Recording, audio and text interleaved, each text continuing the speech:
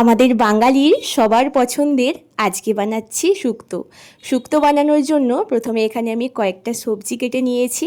প্রথমে কড়াইয়ে তেল দিয়ে বড়িটা ভেজে তুলে নিলাম, ওই তেলে উচ্ছেটাও ভেজে তুলে নিয়েছি। ওই কড়াইয়ে আবারও একটু বেশি করে তেল দিয়ে কেটে রাখা সবজিগুলো ভেজে নেব লবণ আর হলুদ দিয়ে। সবজিগুলো ভালো করে ভাজা হয়ে গেলে তুলে নেওয়ার পর ওই কড়াইয়ে আবারও বেশি করে তেল দিয়ে ফোড়নে দিয়ে দিলাম তেজপাতা, শুকনো লঙ্কা, 5 ফোড়ন, বেটে রাখা আদা, তারপরেই দিয়ে দিলাম ভেজে রাখা সবজিগুলো কিছুক্ষণ নেড়ে নেওয়ার পর দিলাম 2 চামচের মতো সর্ষে বাটা, তারপর দিলাম লবণ, চিনি। এবার জল দিয়ে সবজিটা কিছুক্ষণ ফুটিয়ে নেওয়ার পর একদম গ্যাসের ফ্লেমটা লো করে দিলাম বড়ি।